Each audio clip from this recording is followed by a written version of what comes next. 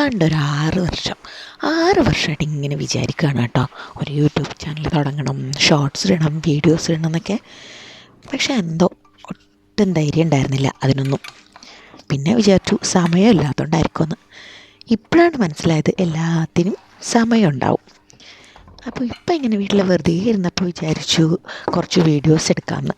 എന്നിട്ട് കുറേ ദിവസമായിട്ട് ഇങ്ങനെ വീഡിയോസൊക്കെ എടുത്ത് വെക്കുന്നുണ്ട്, വിഷ്വൽസ് എല്ലാം എടുത്ത് വെക്കുന്നുണ്ട്. പക്ഷെ എന്ത് ചെയ്യാം, ഒന്നും എഡിറ്റ് ചെയ്യത്തുമില്ല, അപ്ലോഡ് ചെയ്യത്തുമില്ല.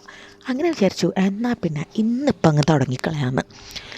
ഇതിപ്പോൾ രാവിലത്തെ പണികളാണ് കേട്ടോ, വലിയ പണികളൊന്നുമില്ല.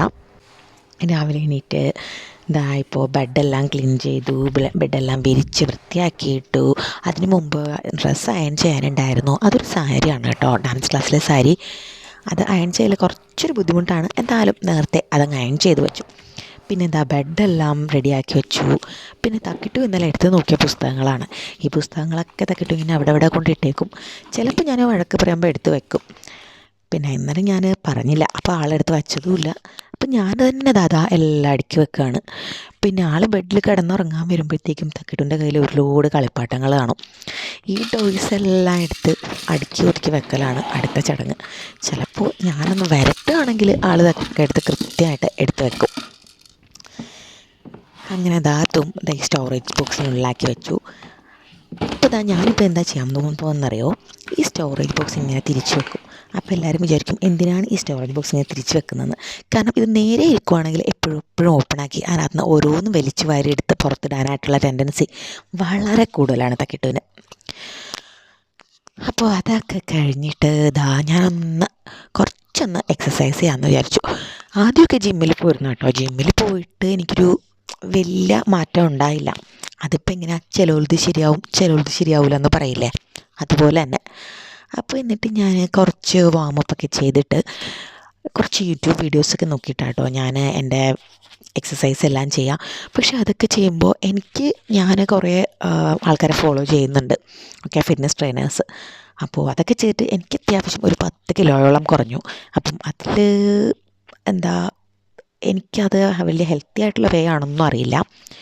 അതിനുശേഷം ഇപ്പോൾ തക്കിട്ടുവിനെ സ്കൂളിൽ കൊണ്ടുവന്നിട്ടതിന് ശേഷം ബ്രേക്ക്ഫാസ്റ്റ് കഴിക്കാമെന്ന് വെച്ചു. ഇൻ്റർമീഡിയറ്റ് ഫാസ്റ്റിംഗ് എടുക്കുന്നതുകൊണ്ട് തന്നെ ഒരു 8 hours ഫുഡ് കഴിക്കും. അതായത് രാവിലെ 10 മണിക്ക് കഴിച്ചാൽ പിന്നെ ലഞ്ചും എല്ലാം കഴിഞ്ഞിട്ട് ഡിന്നർ ഒരു 6 മണിയാകുമ്പോൾ കംപ്ലീറ്റ് ആക്കും. ഇപ്പോൾ ഒരു കൊതി എന്താണെന്ന് പറഞ്ഞാൽ കോഫി കുടിക്കലാണ്.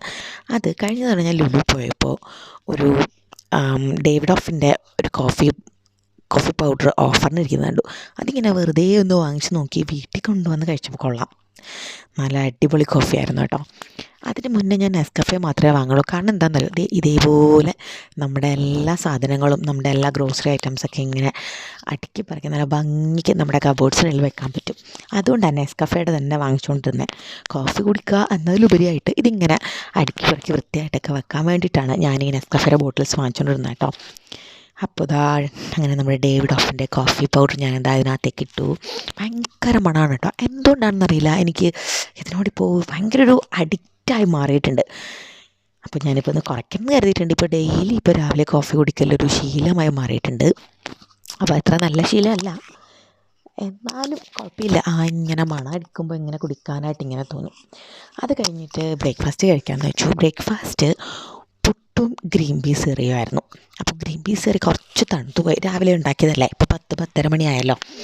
അപ്പോൾ ഞാൻ കരുതിയെങ്കിൽ പിന്നെ അതൊന്ന് ചൂടാക്കാം. ഇങ്ങനെ ഈ മൈക്രോവേവിൽ വെച്ചിട്ട് ചൂടാക്കി കഴിക്കുന്നത് അത്ര ഹെൽത്തി അല്ല. പക്ഷേ ചില സമയങ്ങളിൽ നമുക്കിങ്ങനെ ആവി പറക്കുന്ന പുട്ടും ഗ്രീൻ പീസ് കറിയും ഇങ്ങനെ സിനിമയൊക്കെ കണ്ട് കഴിക്കണം എന്ന് വെച്ചാൽ, പിന്നെ കൂടെ കോഫിയും കൂടെ കേട്ടോ, അതിങ്ങനെ ഓവനിൽ വെച്ച് ചൂടാക്കിയല്ലേ പറ്റുള്ളൂ. അതിനുശേഷം ഞാൻ വിചാരിച്ചു കുറച്ചൊന്ന് പുസ്തകം വായിക്കാമെന്ന്. പുസ്തകം എന്ന് പറഞ്ഞാൽ ഇപ്പോൾ വായന തീരെ ഇല്ലാണ്ടായി. മുന്നേ ഒക്കെ ഇങ്ങനെ ഞങ്ങൾ കോളേജിലും സ്കൂളിലൊക്കെ പഠിക്കുമ്പോൾ ഫ്രണ്ട്സ് എല്ലാവരോടും മത്സരിച്ചിരുന്ന് പുസ്തകം വായിക്കുമായിരുന്നു. ഇപ്പോൾ ആ ശീലമൊക്കെ ഇല്ലാണ്ടായി.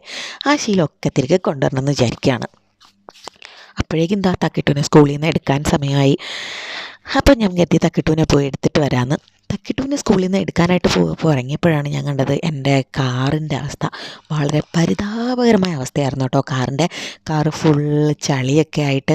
ചളി എങ്ങനെ വന്നതെന്ന് പറഞ്ഞാൽ നമ്മുടെ ഇവിടെ മഴ പെയ്തു, അപ്പോൾ പൊടിക്കാറ്റും ഇതെല്ലാം കൂടി ആയിട്ട് മൊത്തത്തിൽ ഭയങ്കര വൃത്തികേടായിരുന്നു കാറ്.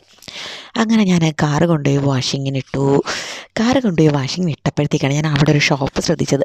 ആ വാഷ് ചെയ്യുന്ന സമയം കൊണ്ട് വെറുതെ ആ ഷോപ്പിൽ നിന്ന് കയറി നോക്കാമെന്ന് വിചാരിച്ചു. എനിക്കിങ്ങനെയുള്ള ക്യൂട്ട് ഐറ്റംസൊക്കെ ഭയങ്കര ഇഷ്ടമാണ് കേട്ടോ. പിന്നെ ഈ കണ്ടെയ്നേഴ്സ്, പക്ഷേ ഇവിടെ ഒരുപാടുണ്ടായിരുന്നു. പക്ഷേ ഇതൊക്കെ കുറച്ച് പ്ലാസ്റ്റിക് കണ്ടെയ്നേഴ്സാണ്. ഞാനിപ്പോൾ പ്ലാസ്റ്റിക് കണ്ടെയ്നേഴ്സ് അങ്ങനെ അധികം യൂസ് ചെയ്യാറില്ല.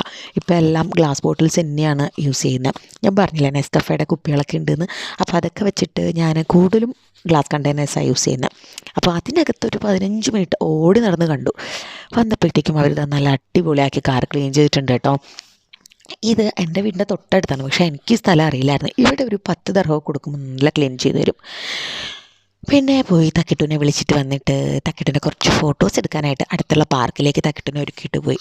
പക്ഷേ സംഭവം എന്താണെന്ന് വെച്ചാൽ പാർക്കിൽ അങ്ങനെ ഭയങ്കര ബ്യൂട്ടിഫുൾ ആയിട്ടുള്ളതൊന്നും ഇല്ലായിരുന്നു. അതും ഫ്ലവേഴ്സും അങ്ങനെയൊന്നും ഇല്ലായിരുന്നു.